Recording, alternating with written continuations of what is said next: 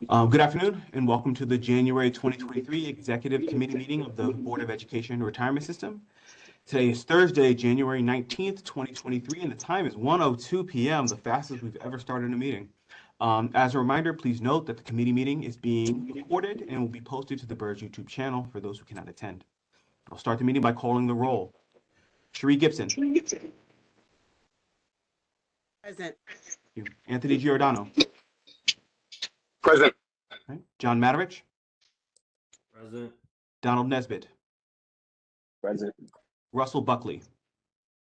On behalf of Chancellor David A. Banks and CFO Sarita Scott, I'm present. Right. We have a quorum. I'd also like to note for the record that alternate executive committee member Gregory Faulkner is in attendance, and that board members Allison Hirsch and John Dorsa are also in attendance. The first item of business is to consider the minutes from the December 2022 Executive Committee meeting, a summary of which was included in your packets. May I have a motion to consider? So moved. Thank you. May I have a second? Second from John. Thank you, John. Any discussion on the December 22 summary executive committee meeting minutes? I'm not going to abstain just simply because for obvious reasons, I haven't had a chance to review a lot of this material and I wasn't there. But if you need to, so I'm going to abstain unless that poses a problem for the adoption. Understood. Thank you, Tony. Any further discussion on the minutes? May I have a This motion? is Cherie. Yes.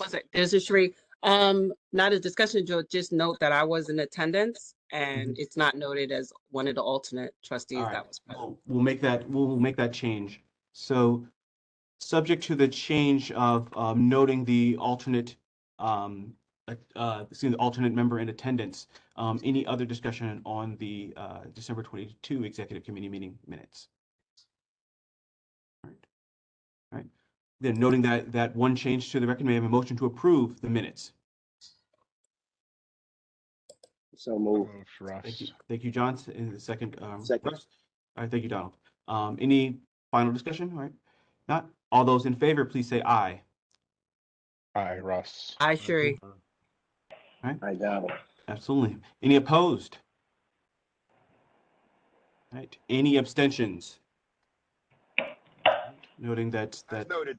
absolutely. Thank you, Tony. The motion carries. So committee members should have received an updated agenda this morning on a time-sensitive issue related to a recent fund approval. That being said, the first items on the agenda are discussions on individual securities or investment funds for consideration, the discussion of which belong in executive session. May I have a motion to enter executive session? So moved. Donald Nesbitt. Thank you, Donald. May I have a second? Seconded, Tony. 3 seconds. All right, thank you. Tony, any final discussion? All those in favor of entering executive session, please say aye. Aye, Russ. I, Cherie. Hi, John. Hi, Tony. Thank you. I Donald. All right, any opposed?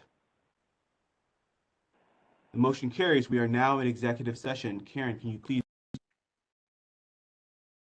Okay, recording has resumed. Antonio, you may go ahead. All right, thank you. First report out in executive session, the board discussed negotiations on a private equity investment. The board also approved a commitment to a opportunistic fixed income fund. The board also approved a commitment to a private equity fund. So the next item on the agenda is the preliminary Q2 FY 2023 performance report. I actually wanted to talk about a little bit something different first, because unfortunately we were not able to, we lost quorum at the board meeting, and so there were a few items that I wanted to discuss with the new executive committee members, given that we got 2 new members and an additional new alternate. So I wanted to go through, give you a bit of context for BERS, kind of the executive committee as a whole, and I discussed that a little bit at the previous during the board meeting, but I'm going to give some background on the current division of current responsibility. So in December 2022, the board passed a resolution giving the BERS Executive Committee authority to approve certain fund investments. And as a condition of this authority, BERS Investment Strategy has to report to the board on a quarterly basis on overall performance and progress towards meeting program goals. The full board of trustees still retains authority over the major investment program decisions, so the approving of the investment policy statement, asset allocation, hiring investment consultants, and approving active fund investments and over $250 million in public markets and over $50 million in private markets. One of the big things, though, and we really like to discuss kind of the overall long-term goals. And I think the right balance between executive committee delegation and full board allows the bigger board to focus on those long-term goals while being able to do the month-to-month decision making. So long-term target return is 7% annualized. I imagine all of you know that, but just for context for the new committee members, our funded ratio target 80 to 100%. As of June 30th, 2022, the market value of assets, so our market value of assets funded ratio is around 98%, so 97.9%. That's from a high of 121% in the previous fiscal year. And making sure that we're incorporating the investment policy statement objectives in the investment process. The BERS trustees last set the current asset allocation in 2020, in April of 2020, to help meet our 7% return target over the next 3 to 5 years. Broadly speaking, the 47% in public equities, 27% in public fixed income, 26% in alternative assets. We also have economically targeted investments with no target, but can be up to 2% of assets. And then also we maintain a no cash policy, but can allow up to 5%. So the current allocations, as you can see, this is as of 12/31. We are underweight public equity and public fixed income because of the drops in public markets. So we are slightly overweight in alternative investments. So that includes private equity, real estate, infrastructure, and opportunistic fixed income or private credit. We had 50 basis points in economically targeted investments. And then right now we're at as of 12/31 at 1.13% cash. For those of you who attended the meeting on Wednesday, you saw as of June 13 numbers. These are as of 12/31. So the fund is close to $8 billion, 7.93. And our fiscal year to date at the time was about 67 basis points of return over those months. This month has been incredible for the private markets. I think we're total, 4.5%, total, 3.5 to 3.6% for the month in return. But as of 12/31, we were at 67, preliminary 67 basis points. That's in difference between the reference portfolio, which is 70% U.S. equity, 30% U.S. bonds. The global reference portfolio, which is 70% the MSCI ACWI, 30% U.S. fixed income, and the policy PME benchmark, which substitutes public markets for our private markets. Over the longer period of times, we've outperformed both all three of those portfolios, those benchmarks.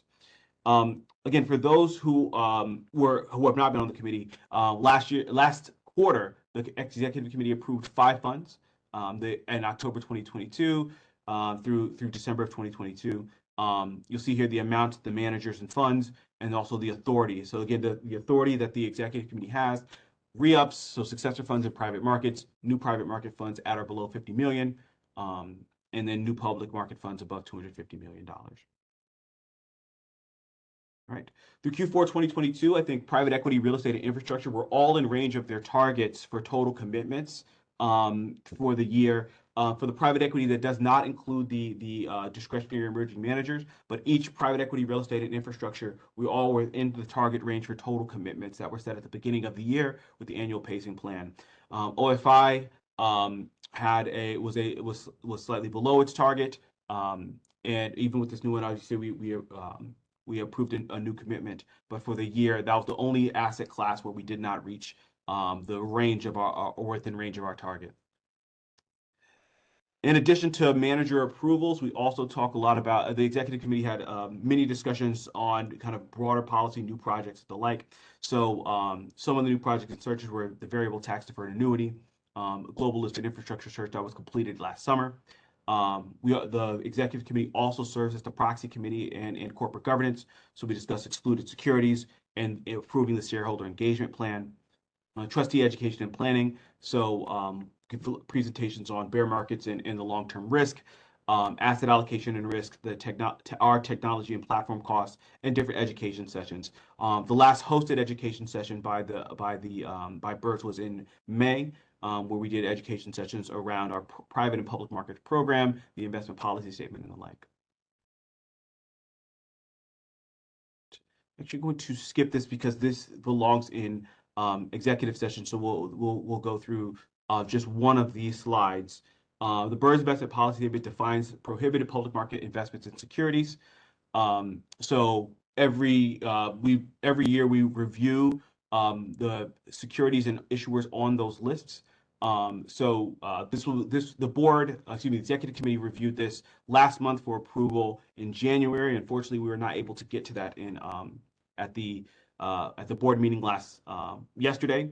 So this is something that we will approve hopefully in February. But to give the new trustees, new executive committee members an idea, the board and public markets prohibit public market investments in 5 areas. Certain fossil fuel reserve owners, so certain companies that own proven fossil fuel reserves, so oil, gas, and coal. Thermal coal, companies that earn more than 50% of their revenue from thermal coal. Civilian firearm manufacturers, so any company that earn more than 5% of their revenue from the manufacture of civilian firearms. For-profit prisons, companies that derive at least 20% of their revenue from the operation of incarceration facilities. And then Iran and Sudan, so companies that are not compliant with UN sanctions on Iran and Sudan. I'm going to skip these for now. One thing I did want to mention, though, is that the fossil fuel investment as a whole may have a significant impact on tracking error. So just to give you an idea of these statistics come from the Bureau of Asset Management. They track just how our divestment policies could increase our tracking error or active risk or our standard deviation around the market benchmark. And so to give you an idea, really most of our other divestments have really had no effect or very little effect on our tracking error. The fossil fuel divestments on an ex ante, so on a go forward basis from their analysis, had an effect around 74 basis points. To give you an idea about how big that is, our current, as of the last quarter that we have information, so our ex post tracking error as of 9/30/2022 was around 1.54% or 154 basis points. That gives you an idea about just how large of a percentage of our tracking error the fossil fuel investment could be going forward in comparison to what our historic tracking error has been against the public equities benchmark. Said that really quickly. I just wanted to give you all an idea that this is something that the board and the executive committee discussed in December. I'm happy to have more conversations on this, especially as we go through the approvals over the next month. So went through a lot of material there. Any questions, particularly from the new trustees, new executive committee members, excuse me. No, thank you very much, Tony. Thank you. So we already went through these. So we already went through the performance. I actually wanted to do 2 more things before I turned it over to Salil for the final commentary and final item on the agenda. And this actually should be updated here. I'm going to go here. And should have changed the date. This information is actually as of 12/31. To give you just a general idea around our fiscal year to date benchmarks. And so our major benchmarks over the last fiscal year, the actual highest returning asset has actually been developed market ex-US equity. I think in fact now it's probably up to around 8% or even more than for the fiscal year. U.S. equities and these high yield bonds have done very well. So as you can see here, actually the trailing year has been everybody knows the trailing year has been really difficult. But over the past 10 years, and the story has really kind of been the U.S. and everywhere else. Although this fiscal year, we've seen returns highest in Europe and developed market equities, and then high yield bonds. Still issues around in emerging markets and U.S. core fixed income. But these are our 6 major asset classes for the public markets, and just give you an idea about where we are over the past year, but really where we've been over the past 10 years. And our targets are over a long term. And so just to give you all comfort that over the long term, we have met or exceeded the required rate of return. All executive committee members have seen this. One of the things I think is really important, and one of the things that came out of our asset liability study was that how important getting to target is. And so BERS has been really aggressive in pushing forward getting to target in private equity. Has been aggressive in U.S. equity. If you compare us to the other 5 systems, we tend to have the largest equity weightings the largest weightings in most of the alternative asset classes, and generally the lowest weighting in core fixed income. So we wanted to look through and see, even with all the market drawdowns, particularly in public growth assets, was it still worth it to be as aggressive? And so we used this calendar. 6/30/2020 was when we started implementing the new policy. 12/31/2022, the latest information that we have in our investment book of record. And as you can see, the U.S. equity overweight from the allocation effect perspective is still, even with all of the drawdowns, being overweight U.S. equity added to the portfolio, and being underweight private equity was a detractor, and being overweight kind of the core bonds and being overweight cash. And so really, I think, and we'll see how the next year plays out, but our general aggression in wanting to get to our growth asset targets, I think was really important, and added value to the plan. And I think, again, the idea that the single most important thing that we can do is to get to strategic policy, to getting to our policy weights, I think has merit, given the I think the outperformance in growth assets over the long term, and because we are long-term investors. Antonio, on that Yes. side, if you can go back real quick, Yes. just to make sure I got my axes on straight.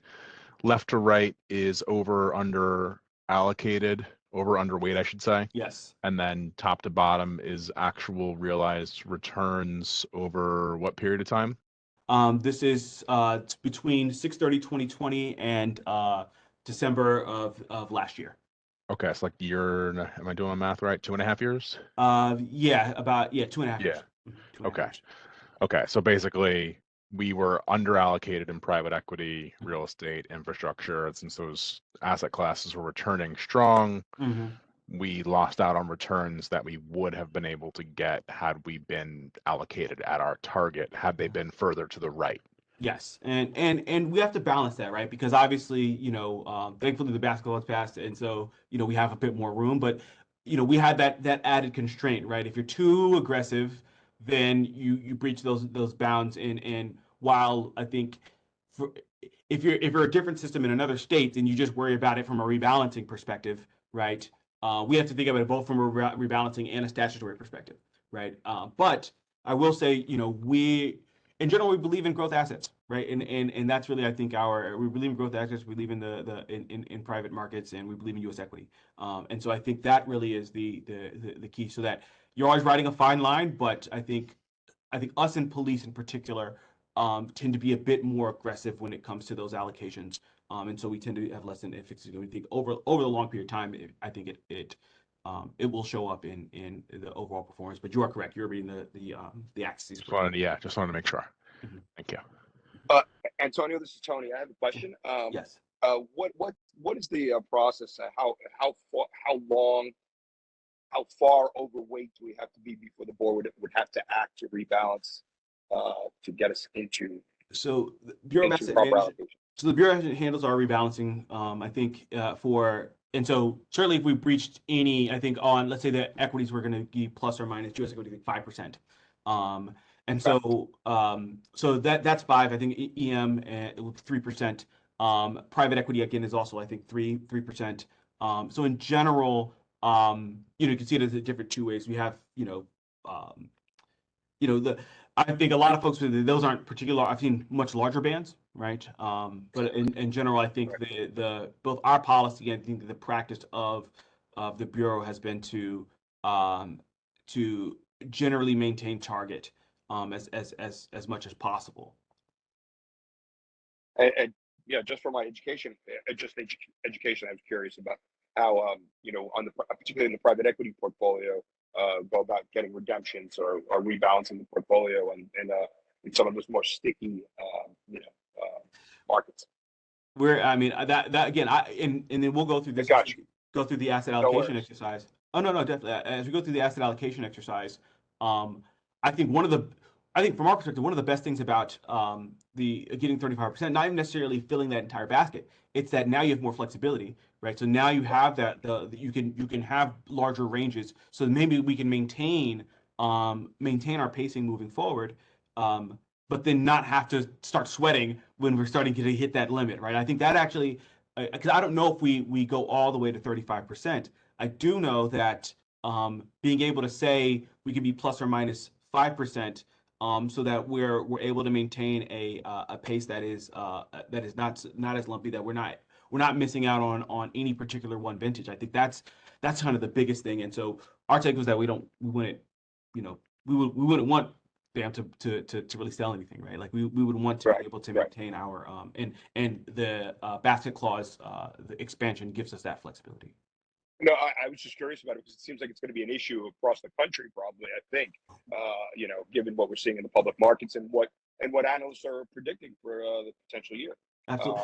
So absolutely, but one of those things, and I think this is a broader conversation, and I think this is going to be in February when we start the we'll propose to the board to start the asset allocation process. Is that potentially, right? And again, this all goes into our modeling, the work we're doing with the actuary's office, work we're doing with BAM. If we can be buyers, right, and when everybody else is kind of stuck, and again, this is a broader conversation, but if we can be buyers and not have to cut pacing as much as we thought we were going to, right? Like I think the idea, at least the last time when we had the pacing analysis discussion back in December, was that we were going to have to drop a lot, right? We were going to cut off something like $100+ million off of pacing in PE, just as an example. It was like 30. It was like a third of the pacing for each of the private asset classes that we were dropping. Huge. And again, we'll run the optimization, but we'll run kind of other, I think, Salil and others will run their discussion. But I do think that maybe it won't be nearly as dire as we thought it would be just a month ago. Hopefully, right. Super interesting. I'm sorry, I didn't mean to divert. Oh, no, absolutely. Thank you so much. Thank you for the question. And then finally, I just want to say, broadly speaking, what do I think the topics are going to be for discussion for 2023? And I think there's three major categories. The first is portfolio construction in the context of net zero. Next month, John Adler, Chief ESG Officer for the Bureau of Asset Management, is going to do a presentation on the net zero implementation plan, which is essentially getting us and two of the other systems to really integrate kind of climate change and a kind of a 2-degree scenario into our portfolio construction and our asset allocation and our manager selection. So I think it brings up some very interesting discussions on how to best construct a portfolio to implement that policy. One of the things we've been kicking around is whether or not if we're going to be considering more and more security selection at the board level or the executive committee level, what does that mean for portfolio construction? Does that mean even more in the public markets, moving into passive indexation? That's one. The second is asset allocation in the context of the new basket clause. Already talked about that a bit from your question, Tony. But running that asset allocation, getting that breathing room, and then where do you spend that? Especially in the context that we are now a cash flow negative system, and so our cash flows are dropping.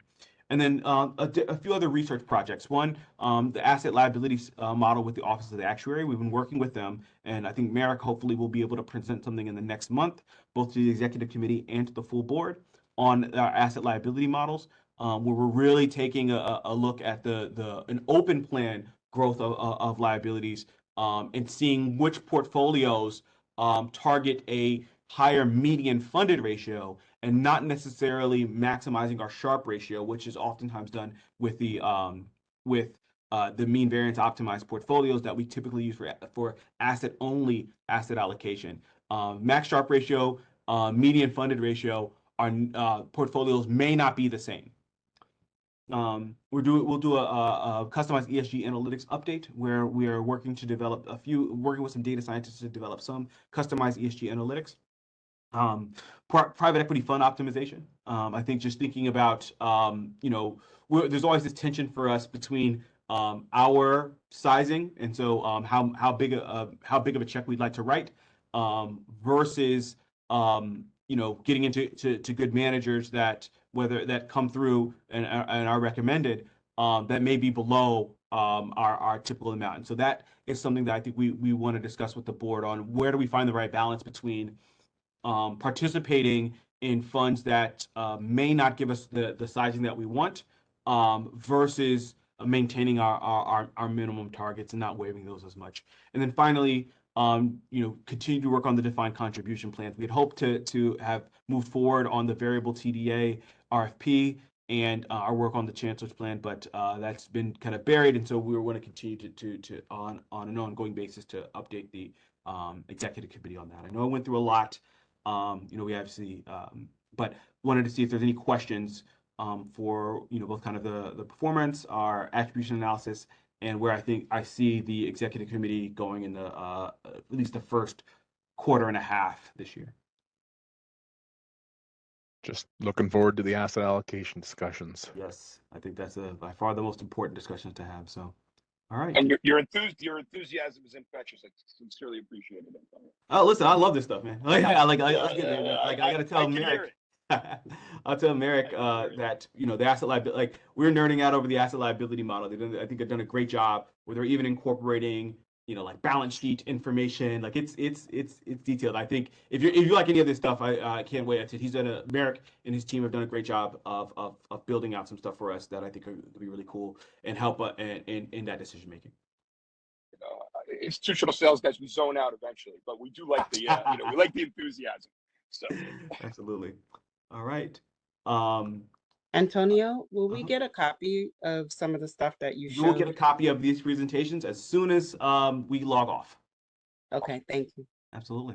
All right. So for the last item for today, wanted to discuss. I think this is a little bit. We actually want to discuss one of the other very big other big topics that that the board, this executive committee, and/or the full board will be making very shortly, and that is on developed market ex-US equities.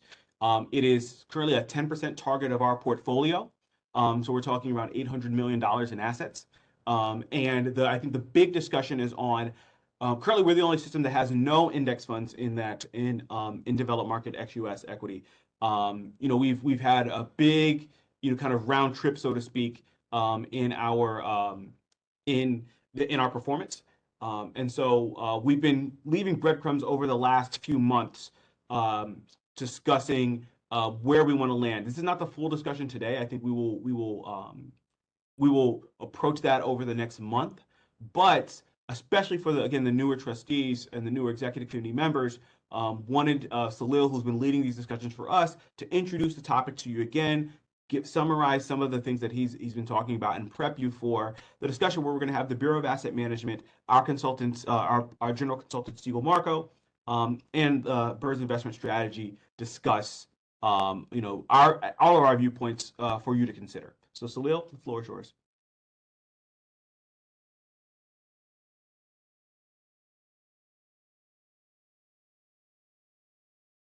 Muted, Salil.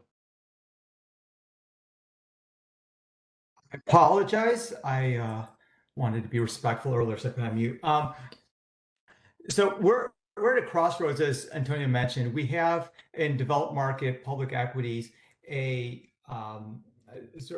just the portfolio. That section of the portfolio is 100% in active managers, and to some degree, both BAM as well as the consultants like that format. They might be willing to budge a little bit, but it would be fractional, sort of, if so. The team at BERS, myself, Sandy, and Antonio, we see things quite differently, and I think this is why we're at this crossroads where we need to sort of present our views and then have you all sort of vote on what you want, because sort of taking the average of the 3 points of views is not necessarily a tenable sort of outcome. I'm going to just make very few comments here, just a few minutes worth, to preview the discussion in the next month or so, and we'll have a full discussion at that time. So there's 5 points which I'll evidence quantitatively at the next meeting, and the 5 points. The first is concerning excess returns in active managers in developed markets. It's been increasingly tenuous. It's been negative for a lot of fiscal year 2022. And I showed exactly what the implications are of that in a previous executive board meeting. It was on October 20th.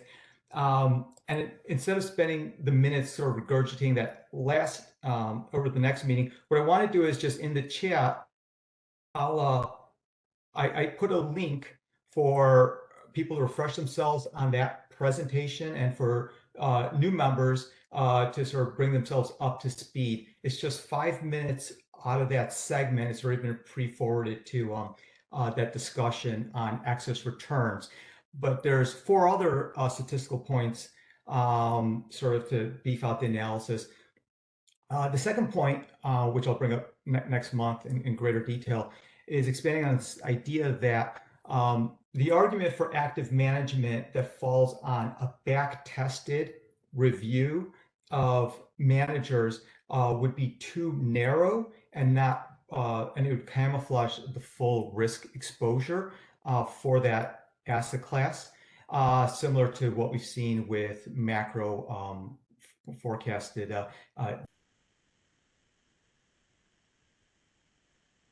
performance data is to some degree not fully exposing some of the underperformance in this specific asset class or conditional upon active managers specifically within the specific asset classes and those that you're doing active management versus passive. The fourth point is that we suspect, based on the data, the excess returns, the quality of the excess returns, which I sort of showed in the link from a previous meeting, and what I'll clarify again, which goes through 10 years of data, but it works over 20 years, works over shorter time frames, is that you can have a high chance of continuing to see this underperformance over the next couple years, just as you've seen them over the last few years. And it's not something I'm saying today with the hindsight of what's happened. I started about 9 months ago, and I spoke at that time about these very same points, and the track record for the specific developed market managers in terms of just the underlying benchmark and the excess returns and so forth have been pretty mediocre. There's like 1 good month followed by 3 bad months, and it's just been kind of a wash. I think over the next couple of years, you're going to continue to see that unraveling, and I'll showcase why. And the fifth point is that by increasing passive indexing in this particular area will free up precious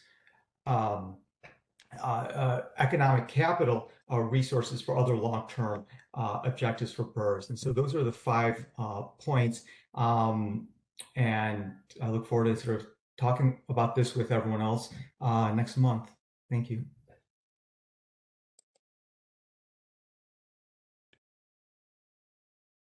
Thank you, Salil. I appreciate it. Like I said, so next month, we will have full presentations from Bureau of Asset Management consultant to talk about their general views on developed market equities and their rationales for a potential recommendation.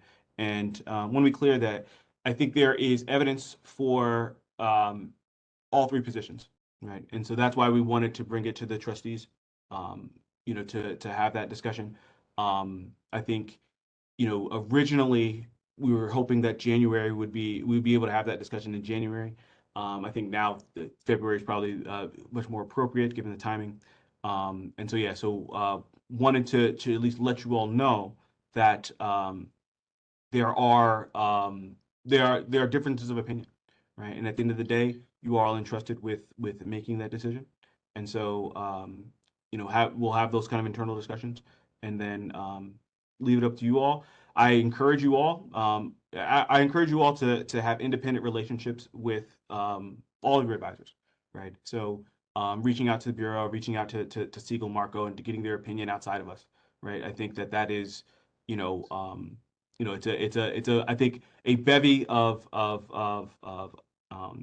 opportunities to have these discussions. And again, it's a very big one, right? I think this is 10% of assets, right? So that by itself, $800 million decision.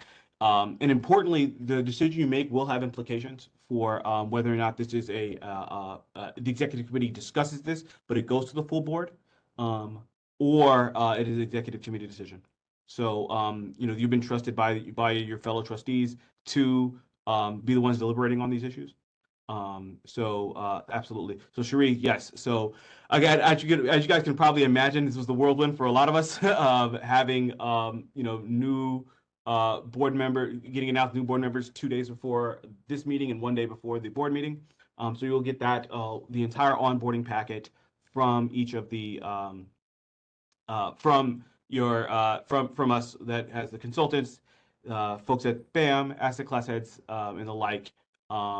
And as soon as we are able, I think Alex and Sandy, I don't know if you guys send it out almost immediately, right? Yeah, we'll organize onboarding calls with everyone, and we will transfer all that information. It's going to be a torrent. Yeah. I apologize up front. Although Vanessa could put up her contact information in the chat if she'd like. She's here. Vanessa is our Siegel Marco Advisors consultant. Hi, good afternoon. I'm here. I'm trying to copy and paste it or put it in the chat. There we go. Thank you. So Antonia, we'll hear, sounds like 3 or 4 presentations on international equities next month. Yes, we'd like to 3, and I don't think it would be a recommendation, but I do think that look, I think there's a very big difference between this and U.S. equity, right? Like I just as a both from a general performance, how much we like the beta, but then also slicing and dicing certain time periods can give you a different answer, right?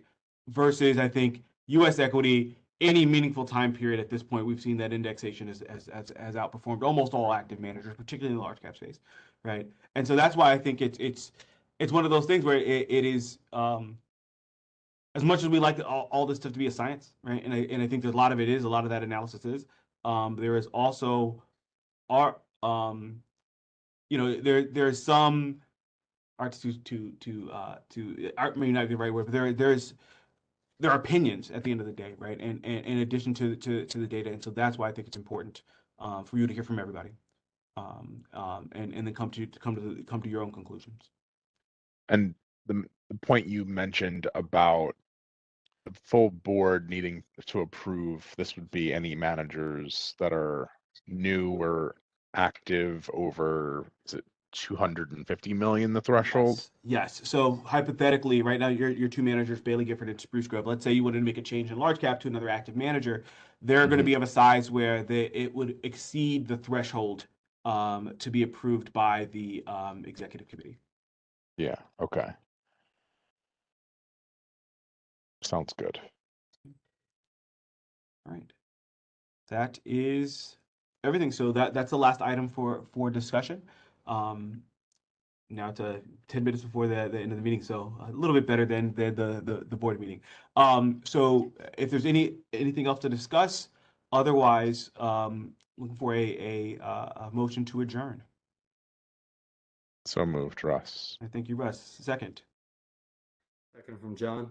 All right. Any final discussion? All right. All those in favor, please say aye. Aye, Hi, Russ. Cherie. Hi, Tony. All right. Any opposed? All right. We are adjourned. Thank you. The next executive committee meeting scheduled for February 16th at 1 p.m. We'll send out an invite shortly. John Matterich, do you have a second? Thanks, folks. Sure. Can I get you for like 2 minutes? Yeah, sure. Well, what's the best number to reach you at? Oh, can you put it in the chat? Just stay on here and let everybody Yeah. go? Yeah, that'll work. That works way better. Okay.